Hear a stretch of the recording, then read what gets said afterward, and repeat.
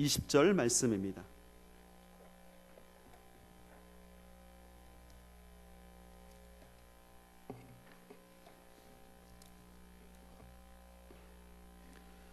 구약성경 269쪽에 있습니다. 구약성경 269쪽 신명기 5장 20절 말씀입니다.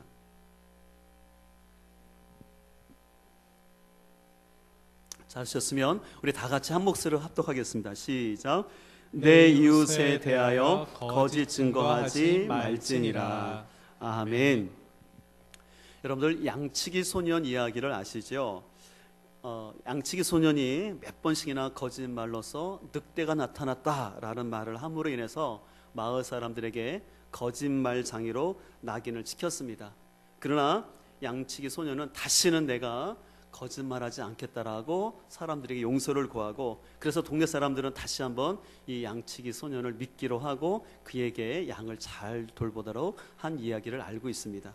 오늘은 그 이후에 있는 버전인데요, 어느 날 이 양치기 소년이요 양을 치다가 하늘을 쳐다보니까 하늘에 비행기 4대가 날아가는 것이었습니다. 그래서 그 모습을 보면서 한 대, 두 대, 세 대 이렇게 치다가 세대가 너무나 멋진 나머지 감탄사를 넣어서 소리를 질렀는데, 그만 그 이야기로 인해서 양치기 소년은 마을 사람들에게 실컷 맞고 쫓겨났다고 합니다. 양치기 소년이 뭐라고 한지 아십니까?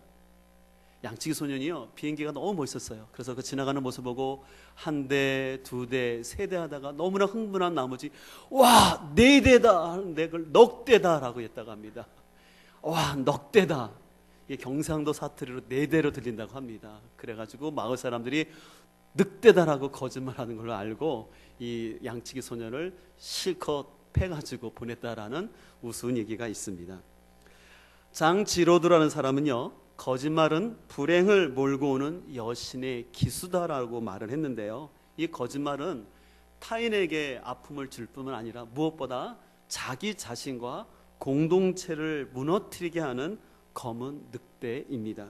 그렇기 때문에 우리는 일상 속에서 이 거짓말을 하지 않아야 되는데, 그래서 오늘은 이 9번째 계명인 거짓 증거하지 말라라는 주제를 통해서 우리가 어떤 유형의 거짓말들을 조심해야 될지 하나님께서 주시는 교훈을 함께 나누고자 합니다. 우리는 먼저 공적인 영역에서 거짓말을 하지 않아야 합니다. 이 거짓말하지 말라라는 말은 히브리어로 아나베라고 하는데요, 이 아나베라는 단어는 재판과 관련된 거짓 증언을 금지하는 단어입니다. 오늘날 같이 사법 체계가 잘 갖춰지지 않는 고대 사회에서는요, 이 증인의 말은 결정적인 영향을 미쳐서 그 증인이 어떤 말을 하느냐에 따라 사람의 생명이 왔다 갔다 했습니다. 그래서 신명기 17장 6절에 보면 하나님께서는요, 죽일 자를 2사람이나 3사람의 증언으로 죽일 것이요 한 사람의 증언으로는 죽이지 말라라는 것입니다. 왜냐하면 한 사람의 잘못된 증언으로 인해서 귀한 생명이 앗을 수 있기 때문에, 앗아갈 수 있기 때문에 꼭 2-3사람의 증인이 일치할 때 법대로 판결하라고 얘기하는 것입니다. 그러나 안타깝게도 고대 이스라엘 사회에서는요, 거짓된 증언으로 인하여서 사람들이 자신의 생명을 빼앗기고 또한 죽는 일들이 발생했습니다. 그 대표적인 사건이 바로 열왕기상 21장에 나오는 나봇의 억울한 죽음입니다.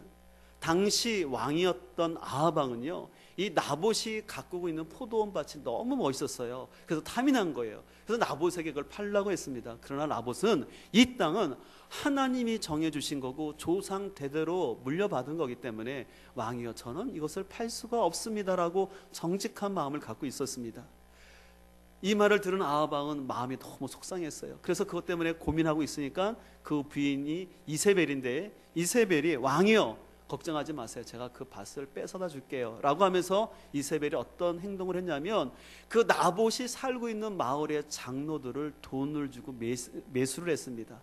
그래서 어떤 매수를 했냐면 이 나봇이라는 사람이 하나님과 왕을 저주하는 말을 했다라고, 말도 하지 않았음에도 불구하고 왕을 저주하는 말을 했다라고 거짓된 증인을 세워서 결국은 나봇을 그 동네에서 죽게 하고, 그래서는 그 밭을 빠야서 와합 왕에게 줬습니다.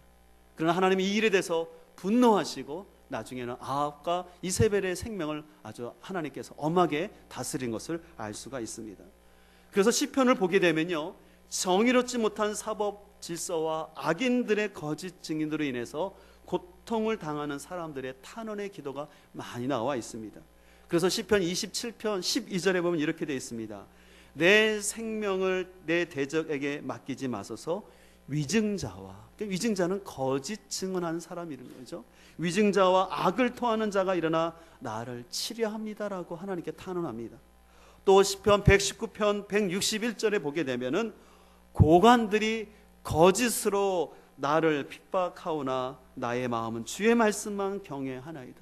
오늘 시편 기자는 자신은 정직하게 하나님 말씀대로 살려고 하지만 고관들이 거짓으로 자신을 핍박한다는 것입니다. 여기서 말하는 고관들이란 바로 왕을 비롯한 권력자들을 말하는 것인데요, 우리나라 역사 가운데도 권력자들이 꾸민 거짓 증언으로 인해서 많은 생명을 잃어야 했던 아픈 과거의 역사가 있습니다. 올해 초 여러분들 변호인이라는 영화가 굉장히 인기를 얻었습니다. 1000만 이상이 관람하면서 많은 국민들이 이 영화에 보게 되었는데, 이 영화는 군사 독재 시절 고문을 통해서 사람들을 용공자로 몰아서 국가보안법 위반 혐의로 처벌하려 했던 실화였습니다. 지금은 저 사건과 관련된 사람들이 다 대법원 판결을 통해서 무죄로 판결을 받아서 이제 명예회복은 됐습니다. 그러나 저는 목회자로서 참 마음이 아픈 것은 저런 영화가 단순히 과거의 얘기가 아니라 지금 오늘날에도 이런 현상이 나타나고 있다는 것은 너무나 마음이 아픕니다.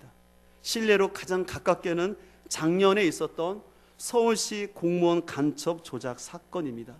이 사건의 경우에는 국정원이 정치적인 목적을 가지고 위조 서류와 거짓 증인을 내세워서 이 공무원 출신, 탈북자 출신의 공무원을 간첩으로 몰아갔던 것이었습니다.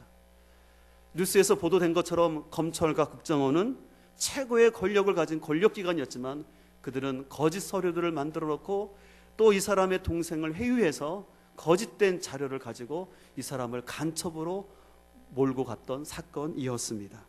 그러나 이런 것들은 하나님 앞에서 아주 심각한 죄가 된다는 것입니다. 그렇기 때문에 레위기서 5장 1절은 이렇게 말하고 있습니다.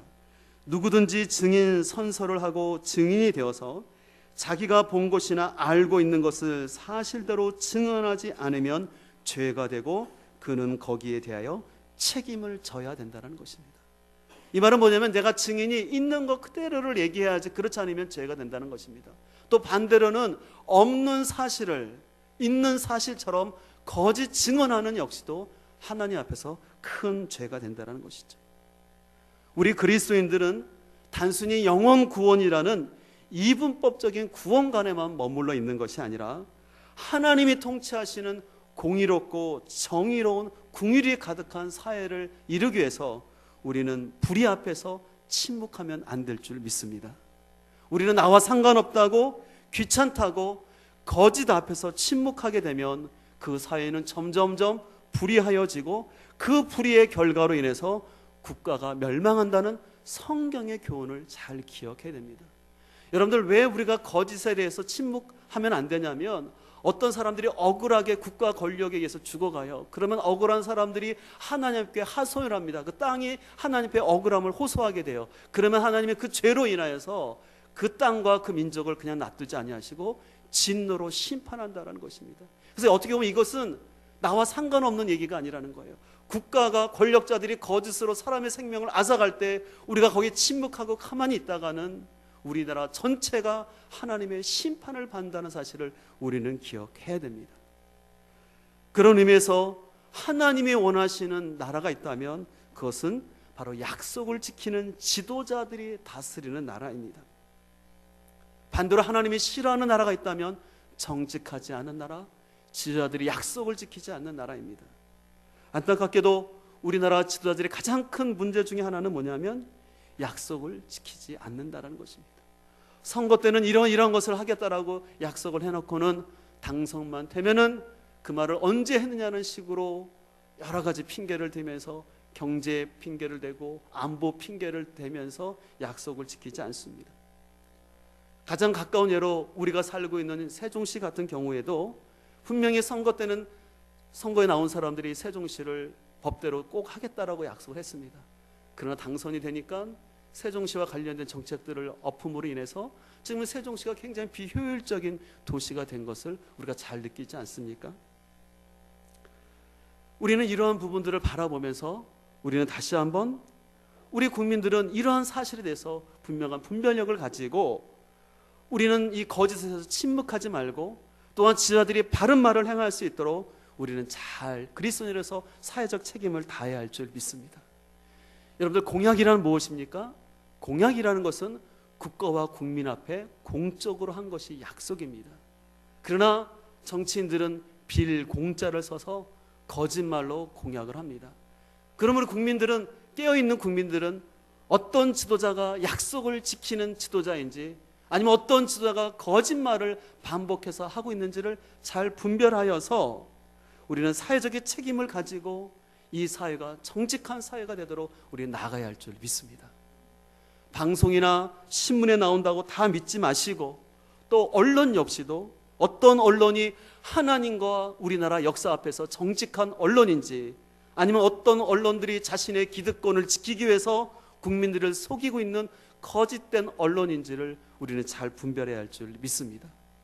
우리는 거짓 증거하지 말라라는 이 9번째 계명을 통해서 우리 사회의 공적인 영역에서 거짓말이 사라지고 억울한 피해자가 나타나지 아니하도록 우리는 불의에 대해서 침묵하지 말고 분별력 있는 그리스도인이 되어야 할 줄 믿습니다.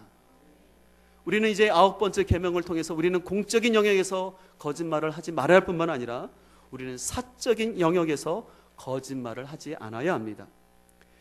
기독교 윤리학에서는요, 거짓말을 4가지 유형으로 분류하고 있습니다. 첫 번째는 악의에 찬 거짓말이 있고요, 두 번째는 유머를 목적으로 하는 거짓말, 세 번째는 예의상 하는 거짓말, 네 번째는 불가피한 거짓말이 있다라고 구분하고 있습니다. 이 첫 번째로 악의에 찬 거짓말은 말 그대로 의도적으로 거짓말을 하는 것입니다. 그래서 타인을 거짓말로 모함하거나 있지도 않은 사실을, 하지도 않은 말을 했다고 하면서 그 사람을 모함하거나 수근수근 되는 것, 험담하는 것이 바로 악의에 찬 거짓말이라고 할 수 있습니다. 근데 이러한 행동에 대해서 하나님은 잠언 6장 16절 이하에서 다음과 같이 말씀하고 있습니다. 우리 잠언 6장 16절부터 19절 말씀을 함께 읽도록 하겠습니다. 시작. 여호와께서 미워하신 것 곧 그의 마음에 싫어한 것이 7가지이니 곧 교만한 눈과 거짓된 혀와 무죄한 자의 피를 흘리는 손과 악한 계교를 꾀하는 마음과 빨리 악으로 달려가는 발과 거짓을 말하는 망령된 증인과 및 형제 사이를 이간하는 자이니라. 아멘. 여러분, 오늘 지금 자막을 보시면서 하나님께서 하나님이 미워하고 싫어하는 것 7가지가 있다라고 표현하면서 그 7가지 중에는 보면은 특별히 거짓말과 관련된 게 3개씩이나 포함되어 있습니다. 어떤 것이 있었습니까? 거짓된 혀, 그 다음에 19절에 거짓을 말하는 망령된 증인과 그 다음에 형제 사이를 이간하는 자다. 그래서 하나님께서는 여러분 아는 것처럼 하나님의 성품은 사랑의 하나님, 긍휼의 하나님, 자비의 하나님, 용서하는 하나님의 성품이죠. 그러면서 하나님은 그러나 내가 그런 하나님이지만 내가 참 싫어하고 미워하는 사람이 있는데 바로 그 사람은 누구냐?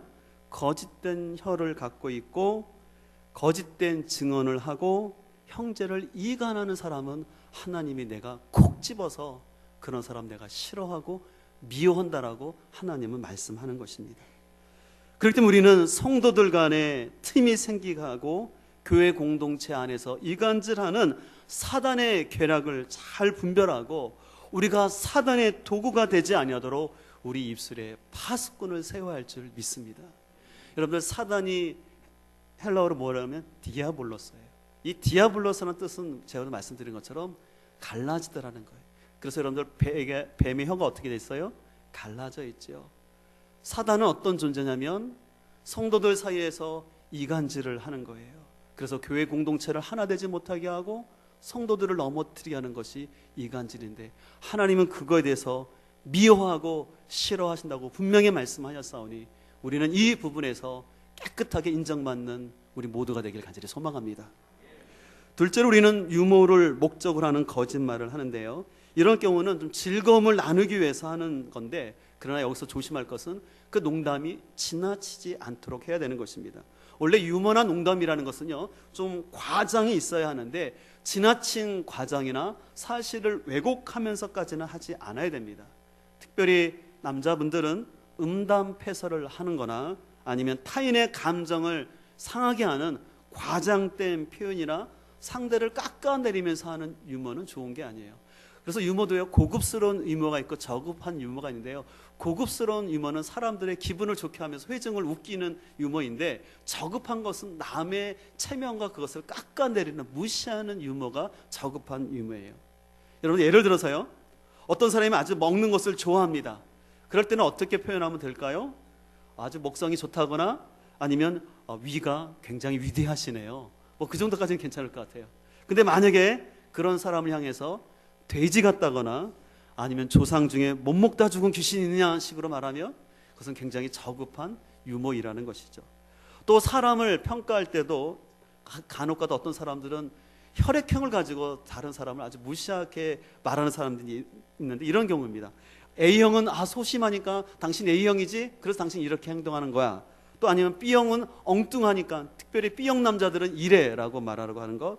또 O형은 고집장이니까, 또 AB형은 천재 아니면 사이코 같다라는 식으로 해서 상대를 단정하면서 놀리는 것은 하나님 앞에서 합당하지 않은 것이죠.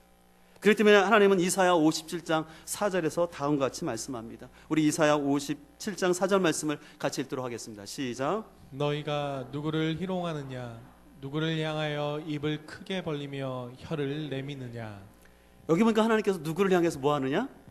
희롱하느냐. 하나님이 희롱하는 걸 기뻐하지 않는다는 거예요. 누구를 향하여 입에 크게 벌리며 혀를 내미느냐? 하나님께서 이런 것을 좋아하지 않는다는 것이죠. 그래서 우리는 남을 놀리거나 지나친 유머를 하지 않도록 우리는 조심해야 될 줄 믿습니다. 세 번째로는요, 예의상하는 거짓말이 있습니다. 어느 때 해당될까요? 예를 들어서 목장 모임을 하는데 식사 준비했어요. 그럼 당연히 우리는 어떻게 반응이 나옵니까? 너무 맛있다고. 그래서 어떻게 표현하냐면 집사님, 제가 올 한 해 먹은 음식이 최고의 음식이에요 하는 거죠. 근데 이런 거 어떻게 보면 예의상 하는 유머죠.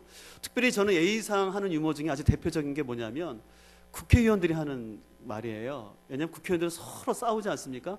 근데 국회의원들이 꼭 대정부 질의할 때는 어떻게 얘기합니까? 존경하는 장관님, 존경하는 국회의원님. 근데 서로 비난하고 욕하면서도 하는데, 그럼 어쨌든 예의상 그렇게 합니다. 그러나 본심은 어떻든 간에도 그래도 예의상이라도 말을 하니까 어떻게 돼요? 분위기가 부드러워지죠. 그래서 우리는 예의상 우리가 말을 해야 되는데, 그러나 이때 조심할 것은 지나친 아부나 아첨은 하지 않아야 되는 거예요. 우리가 사람을 칭찬하는 건 필요하는데 그 칭찬이 지나치게 아부하고 아첨하면 그 사람의 좀 인격이 보이는 것 같습니다. 그렇기 때문에 골로새서 4장 1절은 이렇게 말하고 있습니다. 너희 말을 항상 은혜 가운데서 소금으로 맛을 낸과 같이 하라. 그리하면 각 사람에게 마땅히 대답할 것을 알리라라고 말하고 있죠. 소금이라는 것은 뭡니까? 맛을 내는 거잖아요. 근데 소금으로 맛을 낼 때 어떻게 해요? 적절해야 돼요. 여러분들 설렁탕 좋아하시나요? 저 설렁탕 좀 좋아하는데요, 이 설렁탕에 소금을 적절하게 맞춰서 먹으면 참 맛있어요. 근데 소금을 많이 넣으면 어떻습니까? 짤 뿐만 아니라 고혈압, 성인병의 원인이 됩니다.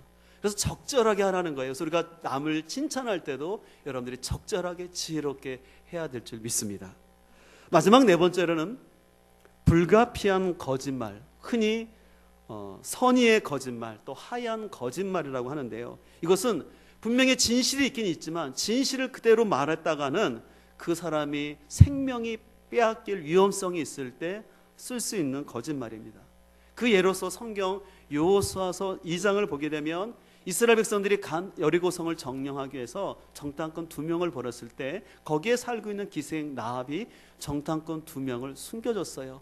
그래서 여리고 왕은 그 정탐꾼들을 잡으러 왔을 때 저쪽으로 도망갔습니다라고 거짓말을 했습니다. 그런데 이 사실에 대해서 성경은 어떻게 평가하고 있냐면 히브리서 13장 31절은 이렇게 표현되어 있습니다. 믿음으로 기생 라합은 정탐꾼을 평안히 영접하였으므로 순종하지 아니하는 자와 함께 멸망하지 아니하였다라고 말하고 있습니다. 분명히 라합이 왕 앞에 거짓말을 했지만 그러나 그 행동은 믿음의 행동이었다는 겁니다. 믿음을 가지고 라합은 그 정탐꾼들을 받아들여서 불순종하는 사람과 함께 멸망하지 않았다라고 라합은 인정합니다. 또 한 가지 예가 여러분들 출애굽기 1장을 보게 되면 애굽의 바로 왕이 이스라엘 백성들이 번성함을 보고 사나아이가 태어나면 어떻게 했습니까? 다 죽이라고 그랬죠. 그러나 히브리 산파들은 그 왕의 말을 듣지 아니하고 남자아이들을 살려주면서 거짓말을 했습니다. 그러나 그 가운데도 하나님은 그들을 책망한 것이 아니라 그들을 인정해 주시고 그들의 가정을 축복해 준 것을 볼 수가 있어요. 여기서 우리는 뭘 깨달으냐면 하나님은요, 타인의 생명을 살리거나 하나님의 공의를 이루기 위한 거짓말에 대해서는 허용을 하신다라는 것입니다. 그러나 여기서 한 가지 조심할 것은 하나님이 어떤 생명을 살리고 공의를 이루기 위해서 허용하는 거짓말을 가지고 이 말씀을 곡해해서 자신의 정직하지 않은 행동을 합리화시키기 위해서 거짓말을 하면 안 된다는 것이죠. 요즘 우리가 계속해서 창세기에 나오는 야곱의 생애를 묵상하고 있는데 분명히 야곱은 하나님에 의해서 선택을 받았지만 그가 거짓말을 해서 아버지를 속인 것은 분명히 잘못된 행동이었습니다. 또한 라반 역시도 이 야곱에게 10번이나 거짓말을 하면서 속였는데 그건 역시도 하나님께서 안 좋게 평가하는 것을 볼 수가 있습니다. 그래서 우리는 간혹가다 선의의 거짓말을 한다 할지라도 우리는 그 가운데 생명을 살리는 지혜로운 말만을 해야 될 줄 믿습니다. 그렇기 때문에 잠언 25장 11절은 우리에게 이렇게 교훈하고 있습니다. 경우에 합당한 말은 아로 새긴 응쟁반의 금사가라고 말하고 있습니다. 말을 하는데 경우에 합당하게 하라는 거예요. 특별히 경우는 타이밍이라는 것이에요. 타이밍에 적절하게 얘기를 하라는 것입니다. 사람이요, 똑같은 말도 타이밍이 중요해요. 내가 속상하다고 또 상대방은 생각지도 않고 내 입장에서만 쭉 얘기를 하면 오히려 관계가 틀어지는 것을 볼 수가 있어요. 그렇기 때문에 전도서 3장 7절은 우리에게 이렇게 교훈하고 있습니다. 사람이 잠잠할 때가 있고 말할 때가 있다는 것입니다. 그래서 지혜로운 언어 생활을 하는 사람은 내가 지금 말을 해야 될지 아니면 잠잠해야 될지를 분별하는 것이죠. 저 개인적으로 굉장히 좋아하는 성경 구절이 있는데요, 이 말씀은 제가 신대원을 졸업하고 THN 과정에 입학했을 때 박사과정에 있던 선배가 오리엔테이션 시간에 해줬던 말씀이었는데 그 말씀이 참 제 마음에 와닿고 참 제가 좋아하는 말씀이 되었는데요, 우리 같이 한번 읽도록 하실까요? 이사야 50장 4절에 있는 말씀입니다. 우리 이사야 50장 4절 말씀을 같이 읽도록 하겠습니다. 시작. 주 여호와께서 학자들의 혀를 내게 주사 나로 곤고한 자를 말로 어떻게 도와줄 줄을 알게 하시고 아침마다 깨우치시되 나의 귀를 깨우치사 학자들 같이 알아듣게 하시도다. 아멘. 저는 저 말씀을 처음 들었을 때 이런 성경 말씀도 있었나 할 정도로 너무 감격이었어요. 보시는 것처럼 주 여호와께서 학자들의 혀를 내게 주사 나로 공고한 자를 말로 어떻게 도와줄 줄 알게 하시고 아침마다 깨우치시되 나의 귀를 깨우치사 학자들 같이 뭐예요? 알아듣게 해달라고 고백하는 것이었습니다. 공동번역은 이것을 좀 더 쉽게 다음과 같이 고백하고 있습니다. 우리 공동번역으로 다시 한번 읽겠습니다. 시작. 주 야훼께서 나에게 말솜씨를 익혀주시고 고달픈 자를 격려할 줄 알게 다정한 말을 가르쳐 주신다. 아침마다 내 귀를 일깨워 주시어 배우는 마음으로 듣게 하신다. 아멘. 여기서는 뭡니까? 하나님께서 나에게 말솜씨를 주셔서 고달픈 자를 격려하되 다정한 말 하기를 가르쳐 주기를 소망하고 있는 것입니다. 저는 오늘 이사야서의 고백이 우리 모두의 고백이 되기를 간절히 소망합니다. 주님, 나에게 학자의 혀를 주셔서, 그래서 나에게 말솜씨를 주셔서 고달픈 사람을 세워주고 다정하게 말할 수 있는 사람 되기를 원합니다. 근데 한 가지 그렇게 위해서는 조건이 있는데 그것은 뭐냐면 아침마다 내 귀를 일깨워 주시니 배우는 마음으로 듣겠나이다. 하나님의 말씀이 들려져야지만, 하나님의 말씀이 내 안에 가득해야지만 이런 놀라운 은혜가 나타날 줄 믿습니다. 그래서 우리가 말씀 묵상을 소중히 여기는 이유가 거기 있어요. 그래서 하루하루 여러분들의 말씀을 자꾸 묵상하고 내 마음에 하나님의 말씀이 쌓여질 때, 그래서 내 귀에 하나님의 음성이 들려지고 내 마음이 가득할 때 내 입에서는 때를 따라 사람들을 세워주는 귀한 생명의 말씀이 나간다는 것입니다. 반대로 나의 삶 속에 하나님의 말씀이 들리지는 않고 자신의 생각과 자신의 욕심과 자신의 감정으로만 가득 차 있으면 그 사람은 대화 때마다 늘 자기 입장에서 어떤 사건들을 객관적으로 바라보는 것이 아니라 아전 인식적으로 해석을 하면서 모든 것을 자기중심적으로 해석을 하면서 사람들에게 격한 말을 함으로 인해서 오히려 관계를 어렵게 하는 것을 볼 수가 있습니다.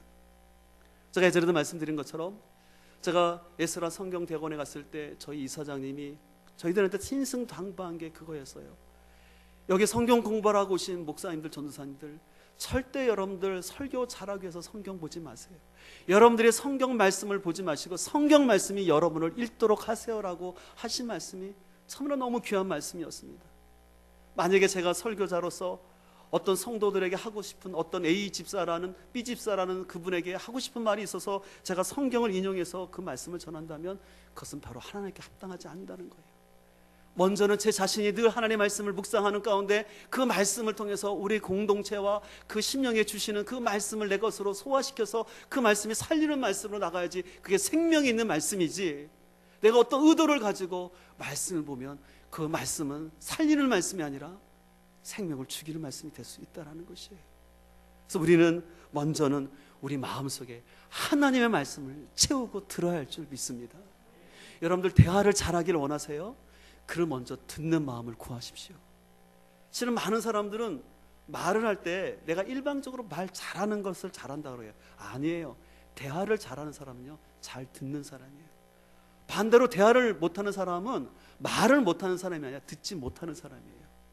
상대방은 그런 의도로 분명히 얘기하는 게 아닌데 그걸 엉뚱하게 해석해가지고 그걸 마음은 상하고 속상해서 논쟁하는 걸 보면은 저 사람이 참 듣기를 못하고 있구나라는 걸 느낍니다. 바라옵기는 저와 우리 모두가 잘 듣고 무엇보다 하나님 말씀이 잘 들려져서 그 말씀으로 공고한 사람, 힘든 사람을 세워줄 수 있는 다정한 말을 할 수 있기를 간절히 소망합니다. 그러나 이런 훈련이 되지 않고 자꾸 자신의 욕심과 감정에 충실한 사람은 늘 대화 때마다 자신의 본심을 드러내는 말들을 내뱉을 수밖에 없습니다. 그리고 그러다 보면 자신도 모르게 거짓말을 하게 됩니다. 사람이 심리적으로요, 처음에 거짓말을 할 때는 양심의 가책을 느껴요. 근데요, 이것을 정지하지 않고 자꾸 거짓말을 하지 않습니까? 그러면 양심의 가책을 느끼는 것이 아니라 일단 그 말을 가지고 자기 합리화를 시키고요, 사람이 한 가지의 거짓말을 하게 되면 50가지에도 거짓말을 하게 된다고 말합니다. 그래서 거짓말을 나오면서 자꾸 거짓말이 쌓이게 돼요. 그렇게 되면 스스로 자기는 옳다라고 생각하고 그러면서 거기에 확신을 가져요.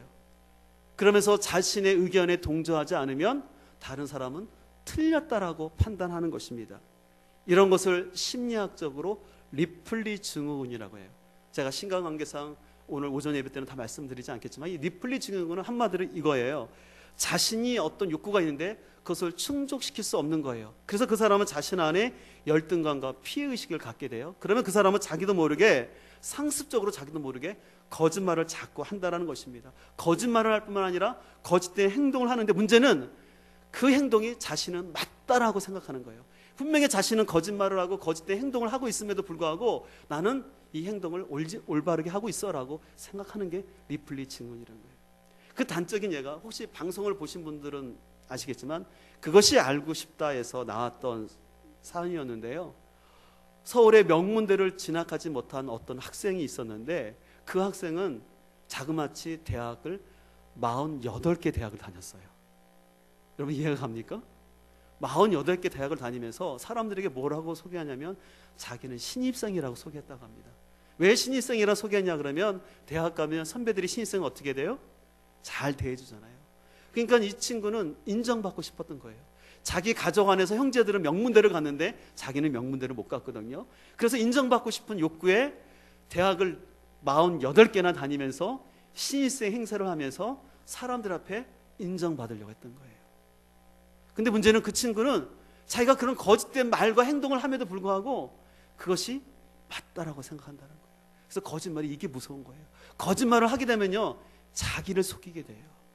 그리고 자기를 속일 뿐만 아니라 결국 그것이 공동체를 허물 수 있다는 것이죠.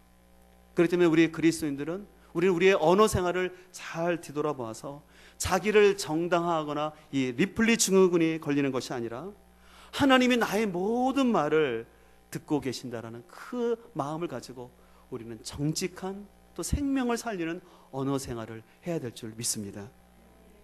여러분들, 캐나다의 총리인 장 크레티앙을 아십니까? 이 장 크레티앙 총리는요, 지금 사진 보시는 것처럼 시골 호박이라는 별명을 가진 총리로서 아주 소탈하고 아주 정직한 사람이었어요. 근데 문제는 이 총리가 선천적으로 태어날 때부터 한쪽 귀가 막히고요, 안면 근육으로 인해서 입이 삐뚤어졌습니다. 그러니까 입이 삐뚤어지니까 제대로 발음을 할 수가 없었어요. 말이 어눌했어요. 그러나 그럼에도 불구하고 이분이 신체적인 장애를 딛고 93년도에 캐나다 총리가 돼서 총리를 3번이나 연속해서 했던 아주 훌륭한 분이에요. 근데 하루는 이분이 선거 유세를 할 때였습니다. 이 총리가 계속 선거 연설을 할 때 밑에 있던 어떤 군중이 이렇게 외치는 것이었습니다. 한 나라를 대표할 총리가 언어의 장애라는 게 말이 됩니까? 어떻게 말도 못하는 사람이 총리가 될 수 있습니까? 라고 비난의 말을 던졌습니다. 그러자 이 장 크레티앙은 어눌하지만 단호한 목소리로 다음과 같이 말했다고 합니다. 나는 말은 잘 못하지만 거짓말은 하지 않습니다. 이 고백이 우리 모두의 고백이 될 수 있기를 간절히 소망합니다. 나는 말은 잘 못하는 사람이지만 거짓말은 하지 않습니다. 오늘 이 시간 말씀을 기억하시면서 우리가 좀 함께 찬양하기를 원하는데요, 우리 예전에 많이 복음성가 불렀던 찬양인데, 나의 입술의 모든 말과 나의 마음의 묵상이 주께 연락되기를 원하네라는 찬양입니다. 하나님, 우리 일생 가운데 내가 어떤 누구와 만나서 또 어떤 상황 가운데도 내가 하는 모든 말이 또 나의 생각이 하나님께 연락되기를 소망합니다. 그런 마음을 가지고 함께 찬양하며 나가도록 하겠습니다.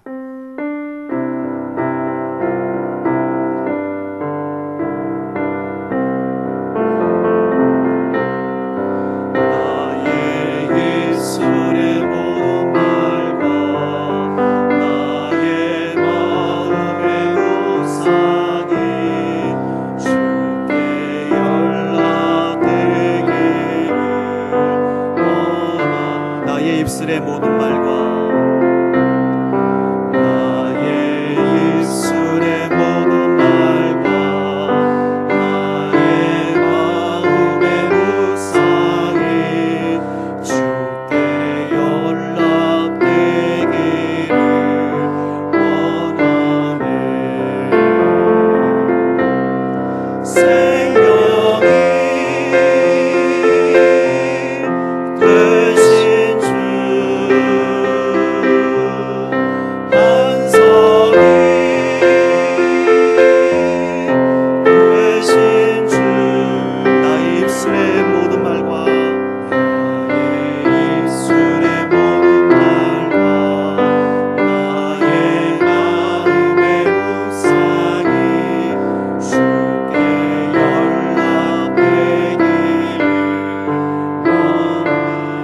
허밍으로 나의 입술에